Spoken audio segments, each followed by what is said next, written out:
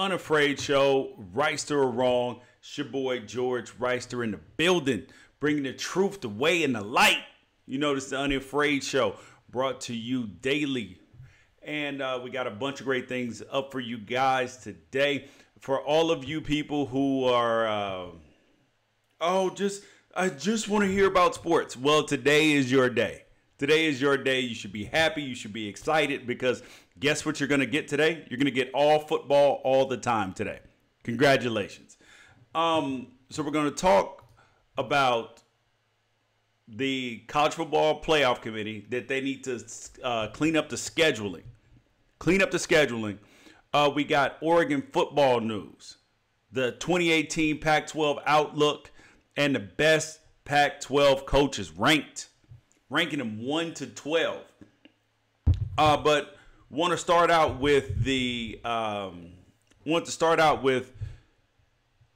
Pac-12. Well, the Pac-12 in general. So this year, the Pac-12 has to be better. Absolutely has to be better. The 2017 season was one of the worst, not just for football, but for the Pac-12 in general. Was the worst year possible except for USC winning track. It was awful, man.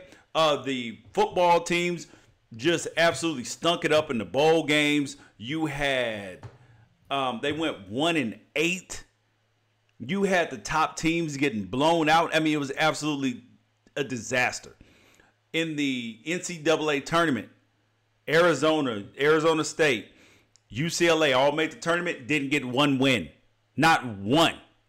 When the previous year you had a team in the Final Four, multiple in the Elite Eight. Yep. Softball lost.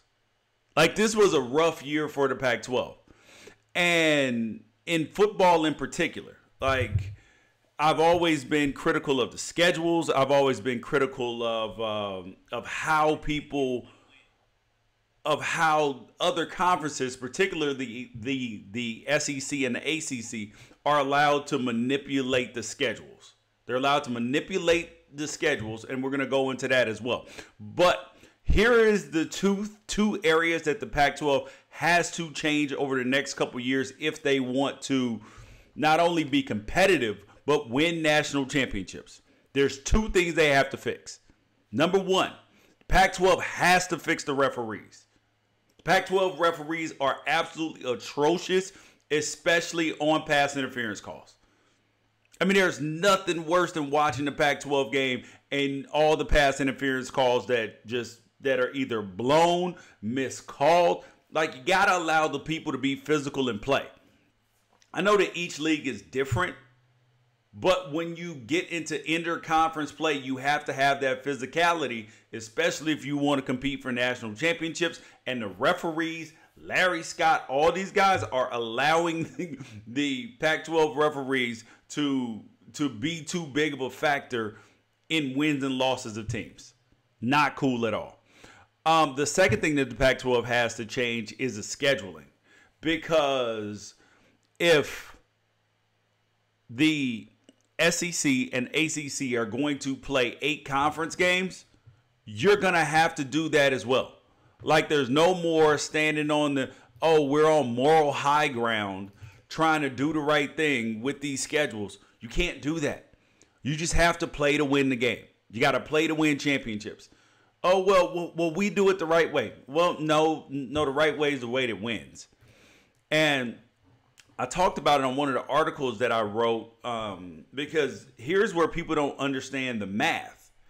Because there are people who are SEC homers that say, the league is tougher. They beat each other up every week. But it's not true because you only have 8 conference games. And in the ACC, there are 14 teams. Big 10, 14, Big 12, 10, Pac-12, 12, SEC, 14. And with the conference games, whether you play 8 conference games or 9 conference games, that translates to, for the ACC, that's 56 total losses that are spread out through the 14 teams, which is 4 losses per team. And then you have, in the Big Ten, they play 9 conference games. That's 63 losses. that have to be divvied up between 14 teams, as opposed to the ACC and the SEC, which have 56 losses. So when you divvy that up across the conference, that means more losses. That's an average of 4 losses per team in the ACC and the SEC. And in the Pac-12, Big Ten, and Big 12, that's 4.5 losses. That's 4.5 losses instead of 4. So that's an average, additional average half of a loss. So the idea when people say that, oh, the Big Ten, Big 12, and Pac-12 play themselves out of it because their teams don't win. Well, somebody's got to lose. Somebody's got to lose. And at the end of the season, when the SEC and some of the ACC teams only play 8 conference games, and then they don't play but one good non-conference game, that gives you 3 free wins, which gives you less losses, which the committee clearly cares about more than the actual strength of schedule.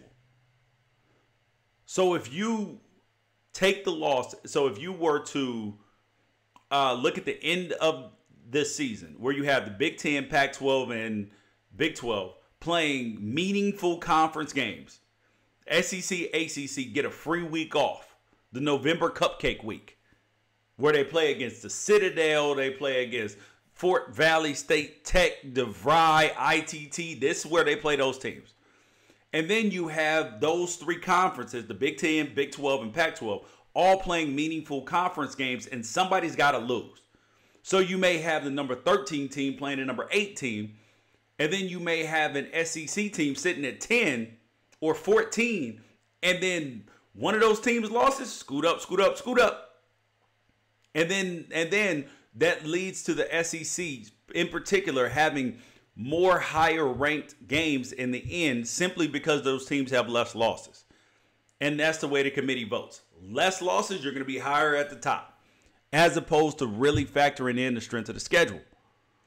So the question is, how does college football change that? Oh, well, you can't tell the strength of the well, I got answers. I got answers for you on how to change that and how to balance the schedule. Because when you're trying to figure out a national champion and the 4 best teams who are going to be in the playoff, you have to consider the balancing and the entire fairness of the schedule. So here is how you fix it. You either have to, the committee either has to tell the conferences, look, we want a balanced schedule for us to do this. We want a balanced schedule. So everybody's either got to play 9 conference games, 2 Power 5 games. You can play 1 FBS or 1 non-Power 5 game for your 12th game to give the money to the little guys. You can do that. All in on that. Or you can play 8 conference games, 2 Power 5 games, 1 non-Power 5 game, and 1 FCS game to give the money to the little guys, because I'm all about, because I continuously hear the argument, well, these teams, they need the money. Okay, cool. You can continue to give it to them. But the question is, how do you then balance the schedule? Because if you go to 8 conference games, which I would prefer this model, and then you have 2 Power 5 games mandated, guess what? You're going to get more interleague matchups. There's going to be no way to avoid it. You're going to have Washington playing Ohio State. You're going to have Alabama playing Stanford in a home and home. Notre Dame, Texas A&M, USC versus Florida. Ole Miss versus Stanford. Michigan versus Clemson. These are the games that you're going to get. And as a college football fan, somebody who really loves the game, enjoys the game, this is what we want. And at what point in time are we going to stop falling for the okie doke as fans? At what point are we going to stop falling for it? Because at the point in time that we continue to cheer our teams and act like we're the greatest thing in the whole world and don't demand better schedules, we're not going to get them. If you're, as a fan, I know I love Oregon. Everybody knows this. But It's no fun watching them play Portland State, Eastern Washington, and whoever else, and Wyoming in non-conference. That's not cool. Like there's nothing great about that. As a fan, those are 3 free victories. Don't get a chance to have the pageantry and the excitement wrapped around the game. Same thing for Alabama fans. They got a game against Louisville, and then they got 3 buttercups. 3 teams that have 0 chance of beating Alabama. But their fans will be happy at the end of the season when they're in national championship contention again. But you only get 12 regular season games, so why allow the teams in the conferences to waste them, to waste your money? That's a legit question. I mean, I'm wondering that, like, because I like to spend my money well. I like to spend my money well. I like to spend it in the right places. I like to get good value for my money. And you're not getting good value for the sweatshirts that you're buying, the TV network fees that you're paying to watch the games or to stream the games or for your cable provider. You're not getting good value. Oh, but my team won 10 games. Yeah, but that's an inflated 10 games. And the committee is going to have to be the people that change the schedule. You guys are watching The Unafraid Show. George Reister here. We're talking about college football. Swipe up, share the feed, tell a friend about The Unafraid Show. We also got interesting things going on. We already talked about the Pac-12 a little bit and about the changes that the Pac-12 needs to make. They're going to have to switch up the scheduling, and they're going to have to fix the referees. They're going to have to, because there's no room for error. There's no room for error when you have 9 conference games. No room for error. Like, your teams have to win out. And then if they do win out, it makes your conference look weak if nobody beats each other. They're like, oh, they had one dominant team, as opposed to the conference being strong from top to bottom. You really got to consider that. But I wanted to move on a little bit to Oregon football. So if you're an Oregon football fan, this is for you. This is the Oregon football update as I see it right now. And I am crazy excited about this season. But I'm a little bit apprehensive and nervous as well. After this, we'll get into the Pac-12 coach rankings. So we're going to rank all the coaches in the Pac-12 from 1 to 12. And you will be surprised where people are ranked. So I'm excited. I'm excited about two critical things for Oregon. Number one, the punter, Tom Snead, the Australian kid that they just signed. He just signed his letter of intent. He's going to be immediately eligible this year to punt for the Ducks. And I will tell you this, there is nothing worse than watching Alabama, Florida, USC, whoever has a great punter. Utah even, a really good punter for a while. Really good punter. And then Oregon's punting 30, 32, 34-yard punts. Do you realize, like, people don't understand how big of a advantage that is on the defense and for the other team? Because what coaches always try to tell their special teams is get us a first down. So if it's a kickoff, now if you get a touchback, you get it on the 25. So the idea is to get past the 35. So that's an additional first down. That's less yardage that you have to go to score a touchdown, which increases your odds and chances of scoring points. Punts, they're like, get us a first down. You don't got to score. Just get us another first down on your punt returns. Like, if you average over 10 yards of return on punt, your coach is ecstatic. Like, he is absolutely over the moon, because you've helped your team score and get first downs. And so I'm excited about the punter situation. Very, very excited about the punter situation because that's an area that flips the field and helps you win football games. I'm also excited about Jim Leavitt. I'm excited that Jim Leavitt stayed. Yes, I know that Mario Cristobal is the head coach. But with the improvement on the defense from 2 years ago to last year, it was night and day. These dudes were pillow fighting 2 years ago.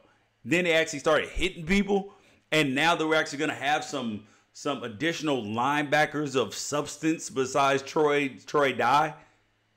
You got an opportunity to have a really good defense. Defensive line should be solid with Jordan Scott heading it in the middle. Like, this is exciting. But the most exciting thing is the recruiting. Because despite if Mario Cristobal turns out to be, on a scale from 1 to 10, an 8 coach. Let's say he turns out to be an 8. Let's say he's not a 10. Let's say he turns out to be an 8. Do you realize that the better recruits you have, the more talent that you have on the field, if you recruit the right guys, the less it requires you to be a great coach to win games and win national championships. Dabo Swinney's a great coach. Nick Saban's a great coach. But having great players and 5-star athletes and 4-star athletes that turn into 5-star athletes and 3s that turn into 5s, that's how you win national championships. And that's where Mario Cristobal is winning the game right now. He took over from what Willie Taggart was doing in terms of instilling hope. Like, you have to have hope. Like, hope that the future is brighter than the past. And that's what he's selling. He's selling hope, and these kids are buying it. And there has to be they have to deliver on the field this year. Don't have to win 10 games, but they have to show drastic improvement from the 76 last year. Have to show drastic improvement from that. Like 9 wins. Possible, like, in the running for the Pac-12 championship. But here's the wild card, though, is that you have Justin Herbert, who I believe is the best quarterback in the country. Believe he's the best quarterback in all of college football. It's funny because I told my wife, Tanisha, this a year ago before the season started. She was like, "Oh, you're such an Oregon homer," because I told him that he was going to be the number 1 pick in the draft in 2 years. The number 1 quarterback taken. She was like, "No, George is such an Oregon homer." I was like, "No, like, the kid is fantastic. The kid's got game, I'm telling you." And turns out, of course, I'm right. They're never wrong. And when you have a quarterback like that, like, you give yourself a chance to win games, win championships, to do the unexpected. Like, you give yourself a shot. So you don't have to be as great in other areas. Like, same way when Mariota was there. You don't have to be as great in some areas if you have the ultimate eraser in a quarterback who can deliver the ball, lead your team, all of that. And that's what the Ducks have in Justin Herbert. And I will also, on the state of the Ducks, though, there has to be improved physicality, like especially at the linebacker position. Otherwise, it is going to be like tough sledding when you get into these physical matchups. And I love the way that they are recruiting. They're recruiting big, physical cats. Like, they're going to road grade you. And that's why I'm wondering, like, what Mario Cristobal's signature is going to be for the Ducks and for this team. Because, I'll talk about the Herbert healthy thing in a second. But I'm wondering what his signature is going to be. Because Chip's signature was fast. Like, fast, hard, finish, win the day. Like, that was Chip's thing. Willie Taggart's thing was enthusiasm. Enthusiasm unknown to mankind. Okay? He did that. But what is Mario Cristobal's legacy and mark on the program going to be? My idea is physicality. I don't think they're going to be moving as fast as they have in the past. But I do think that they are going to be big, physical, run you over. There's going to be a little bit of tempo, but I don't think it's going to be nearly as up tempo as Ducks we're used to seeing with Chip Kelly. I don't think so. So he's having a big impact on recruiting, but this signature is going to have to be where he really moves in, heads up, and puts his stamp on this team. Because if he can continue to do that and put a stamp on it, and there be a lot of hope, you will see the recruiting class continue to grow. It's ranked number 7 as we speak.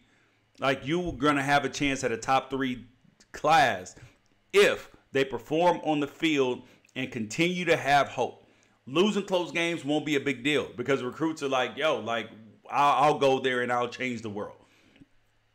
You got to be competitive every single game, even if you lose. Another thing, as an Oregon fan, I'll tell you something that I was very upset about. Most of you guys read what I wrote about Willie Taggart when he left. I didn't blame him for leaving. It's hard to keep Florida Cats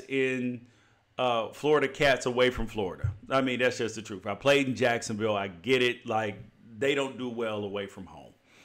And they're always longing to go back like it's the promised land. But nothing made me more upset this year than after Willie Taggart left, because I had turned the page. Everything was Florida State beating Oregon in softball. Oh my God, dude, that made me mad because Florida State people got on my timeline sending me text messages. Oh, we own Oregon now. We own Oregon. Washington too, talking trash, and then they losing the championship. And you can just feel Florida State people online in their timeline that you talk to, just looking at you smirking like, oh yeah, have a great season. We're so excited. We're not worried about you, but they're smirking at you. When somebody's giving you that look like I'm above you, I'm better than you, and that's what Florida State people are doing. And that's why I'm going to call for Florida State to schedule a home and home with the Ducks in football. I'm calling for it. And the question is Willie Taggart and the Seminoles too scared to come to Eugene? Because I know the Ducks aren't scared to go down to Tallahassee. They'll travel anywhere to play anybody. They've even gone to Knoxville. So you got to applaud Tennessee for being willing to do that. But the question is, though, will Willie Taggart and the Seminoles be willing to come up to Eugene? Because I don't know. Because Florida boys don't travel too well away from home. They're fantastically talented. They don't do well away from home. I played in Jacksonville. I get it. I know. They like to stay in the South. They like to be where they are. Somebody said, I always found that Florida State fans are some of the most obnoxious fans in football. See, I used to like Florida State when I was young. And when I was getting recruited, like Peter Warrick was one of my favorite players. But for me, it was way too far away from home. Way, way, way too far away from home from LA. So that wasn't a real option for me just because of length. And I was so close with my family, it just was not an option. So, but I'm going to be calling out for that. You're going to see it on Reister or Wrong on my Instagram at Reister or Wrong. We will have it on there. I'm calling out teams for not scheduling. You are going to see an absolute like beratement of everybody in their schedule. Oh, well, how about your Ducks, George? Well, Texas A&M and I think Georgia canceled. So that's how you get that. I mean, come on, man. This is just it's not rocket science. It's not rocket science. It's easy to do. Also, tomorrow, the Pac-12 coach rankings will be coming out. The Pac-12 coaching rankings will be coming out. And a lot of people will probably be surprised where I have Mario Cristobal, Oregon Ducks coach, where I have Chip Kelly, David Shaw, Chris Peterson, Kevin Sumlin, Kyle Whittingham, Herman Edwards. The conference is literally looking like the outlook is so good. Because if you have great coaches, if you have top tier coaches in your conference, you are going to win games and you are going to get more credibility. So Kevin Sumlin's going to give any win Arizona has some additional credibility because he won in the SEC. Chip Kelly, automatic credibility for UCLA. David Shaw already gets that at Stanford, like you know what Stanford is. Mike Leach at Washington State, everybody was trying to hire him this offseason. Tennessee, Florida. And then you got a big name like Herman Edwards too. It's very exciting for the conference. So, and there's only 12 spots. So, hey, so some people might be a little bit upset at me at Pac-12 Media Day, but it'll be okay. It'll be okay because, you know, I got to be honest about this. I can only be real. You guys are watching The Unafraid Show. Don't forget to go to unafraidshow.com for all your needs on a daily basis. Peace out. We will catch you guys tomorrow.